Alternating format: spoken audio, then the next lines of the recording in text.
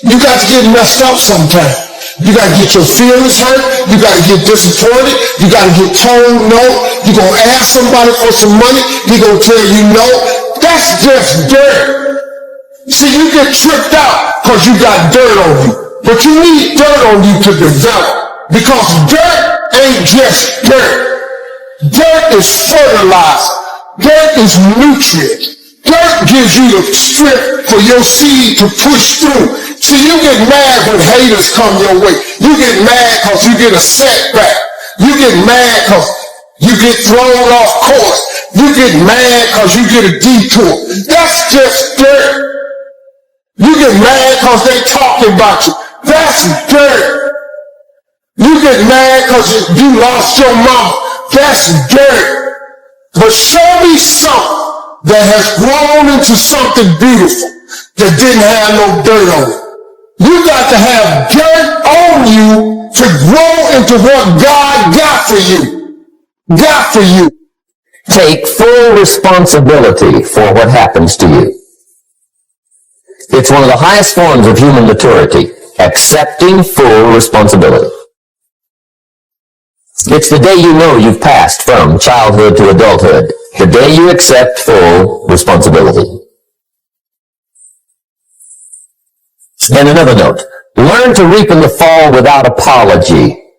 Without apology if you do well, and without complaint if you don't. That's maturity. I used to have that long list of reasons why I wasn't doing well.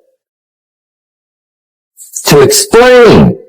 You got to explain, right? Otherwise you're going to look bad. I used to have this funny list called Reasons for Not Looking Good.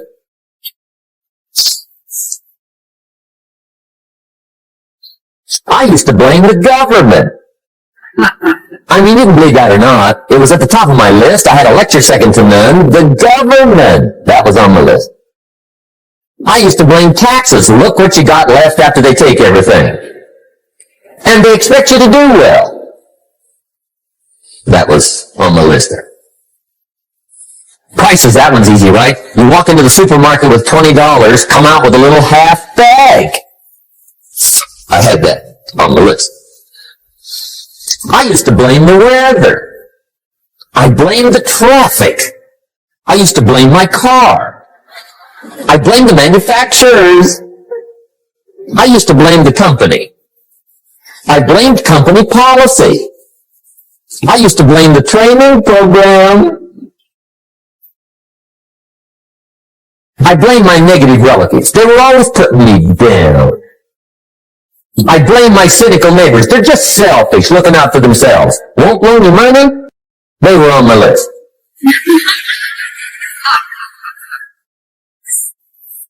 I used to blame the economy. I blame the community. That's a pretty good list for not doing well, isn't it? I thought it was good. I'll never forget one day, Mr. Shelf was very kind, but he was also very blunt. And this was no exception. And I'm glad he was blunt. There's a lot of things I'd have missed if he hadn't have been blunt. One day, with sort of a curious look on his face, he said, Jim, just out of curiosity, tell me, how come you haven't done well up until now? Excellent question. I thought, well, so I won't look too bad, I'll go through my list. And this list I just gave you, I put that on him. And he was very patient. He let me go through the whole thing, the government, the weather. I went through this whole thing. When I finished, he looked my list over very carefully. He said, Mr. Rohn, big problem with your list. You ain't on it.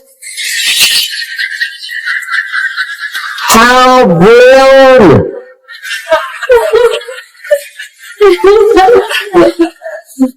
When I went to work for him a few months later, I learned very quickly to tear up my list, reasons for not doing well, and I threw it away. And I got me a fresh piece of paper. And I put one word on it. Me. There's a black heritage spiritual that says it's not my mother nor my father, nor my brother nor my sister, but it's me, oh Lord, standing in the need of prayer. I used to blame everything outside. And then let me give you a little philosophy that helped turn my life around. For your notes, here it is. It's not what happens that determines the quality or the quantity of your life. It's not what happens. And the reason is because what happens to about everybody. No different. The sun went down on all of us last night.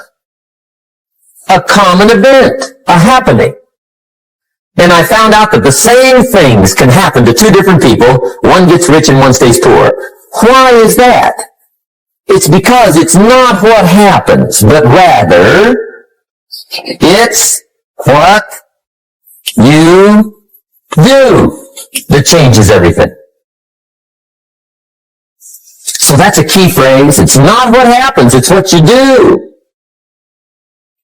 What happens is about the same. You might put that in parentheses here. Same. What people do, that's what's different. Anything can happen, right? Everything can happen. I've heard all the stories. I've been one of the stories. Hey, we could all tell stories all night long, right? Happenings. Anything can happen. Have you heard of Murphy's Laws? Anybody heard of Murphy's Laws? Okay, most of you have. Murph had these laws. One of them was, if anything can go wrong, it will. That's one of Murphy's laws. He was not one of the great positive speakers of the day. But anyway, it's still true though, right? Anything can go wrong, everything can go wrong. For sure. I've fallen out of the sky so many times. Once to the tune of a couple of million. Devastating. Took me a while to survive that one. Now, it wasn't all that much, but it was all I had. I mean, that's when it's nuts, right? When it's all you got. If you got 3 to go, you got 1 left. You ain't looking that bad. But when it all goes. Has anybody been there when it all went? Anybody? Come on, the rest of you liars. Hey, we've all been there, right? When it all went. Of course, it used to be a long time ago, right? When you ran out of money, got to 0, you were all through. Heck, now you can whistle right on by 0, right? They will bury you. That's what they will do.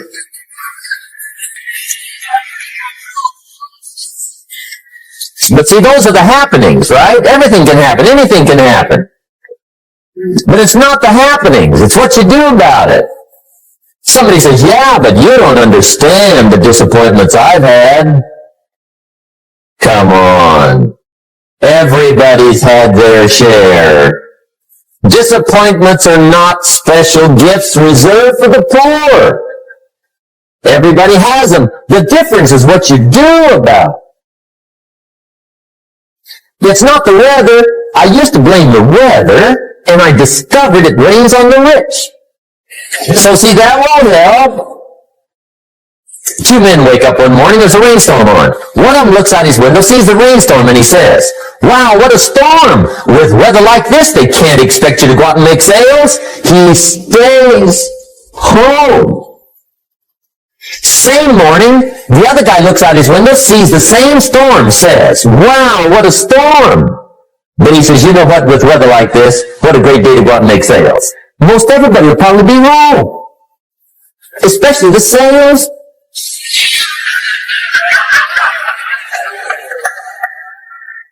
See, that's the difference in how your life works out. It's not what happens, it's what you do.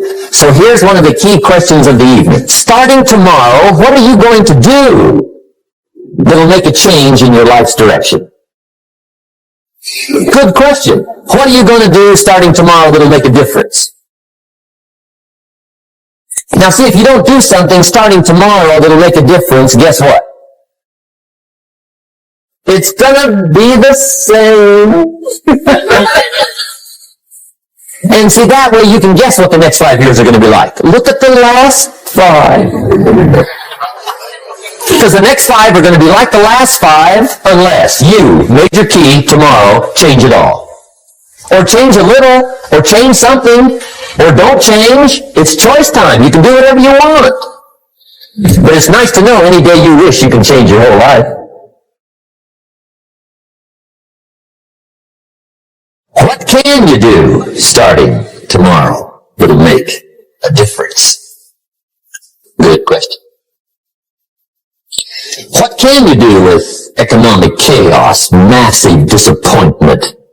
What can you do with a broken heart? What can you do when it won't work? Good question. Suffering is a choice. You choose how you're going to engage the vicissitudes of life. You choose how you're going to deal with loss, how you're going to deal with disloyalty. It's your choice.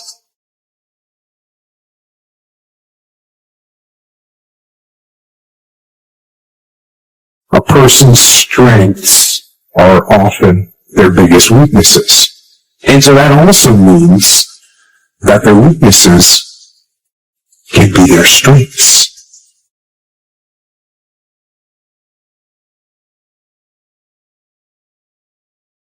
I'm always fighting, I'm struggling, and I'm scrapping, and I'm kicking and clawing at those weaknesses to change them, to stop them.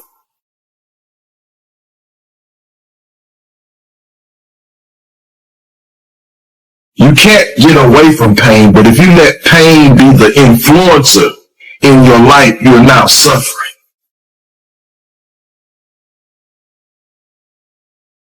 Some days I win.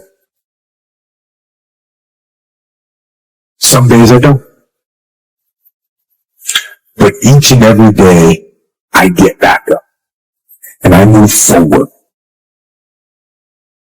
With my fists clenched toward the battle, toward the struggle. And I fight with everything I've got to overcome those weaknesses and those shortfalls and those flaws. As I strive to be just a little bit better today than I was yesterday. I am weak. In all those ways that I listed, I am weak. But I don't accept that. I don't accept that I am what I am and that is what I'm doomed to be. No, I don't accept that. I'm fighting. It's not your circumstances or your situation that determines if you're going to be successful or not. I've been telling you, it's your mindset. You went through your pain. On the other side is a reward.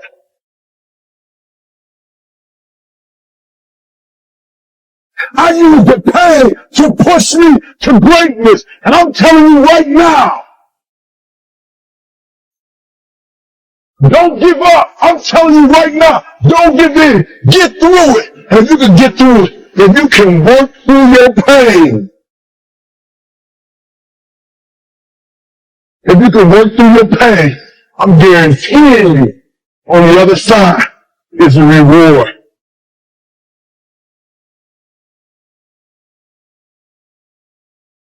I gotta commit my very being to this thing.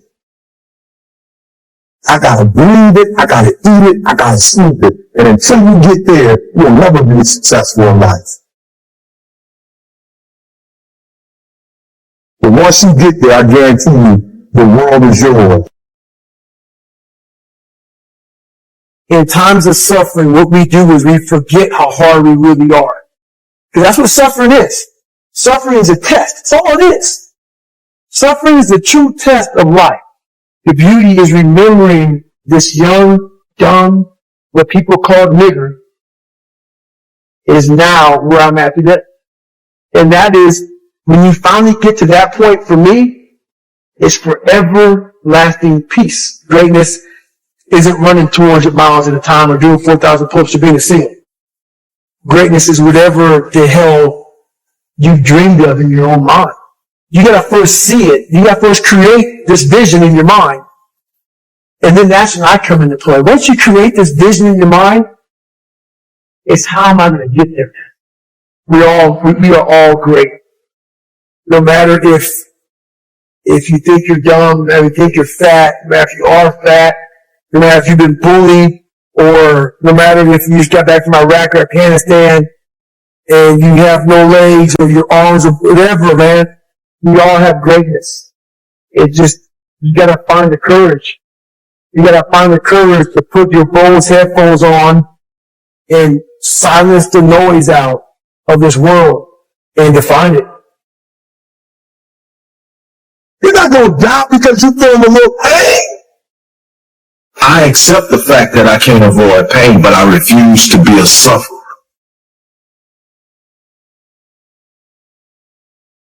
At the end of pain is success. My spirit declares that my purpose is bigger than my circumstance. My spirit declares that my gifting is bigger than my circumstance. My spirit declares that my genius is bigger than my circumstance. It's time for me and you to look at each other. I'm going through you. I'm either going through you, over you, around you, but you're not stopping me. I'm built for this. That's the difference between being a victor and a sufferer. That's the difference between being caught up and bound and shackled by your circumstances. I made up in my mind, I'm not going to ever have this point in my life where I'm just going to be able to sit back and coast. You don't get to coast if you want to be a winner. The mindset of coasting is for people who want to be mediocre. Poor, average, and mediocre. Good, great, and phenomenal. Now you gotta literally choose to be poor. You gotta decide that I'm just gonna sit up and do some stupid stuff consistently. And then you will become a poor performer. It ain't one decision. You'll overcome one bad decision if you just get up and work every day. In order to be good, you got to actually activate good. Good doesn't just happen because you got the gifting and you got the genius. That don't just happen. You got to activate it. You got to look at yourself and say, I'm going to be a little bit better. I'm going to get up earlier than the next person. I'm going to put in a little bit more work. I'm going to do a little bit more research. I know I got a gift. I know what my gift is. I know what my genius is. But instead of just resting on my gift and my genius, I'm going to work on it. I'm going to refine it. I'm going to practice it. I'm going to study other people that do what my gift does and see what they're doing. I'm going to find a way to refine the gift. I'm going to work on the gift. If you're not being a steward of your genius, if you're not being a steward of your gift, then you're failing at your purpose. You're not serving your purpose. You're sitting around trying to make life bend to you while a part of your life is out of your control. Your destiny is not.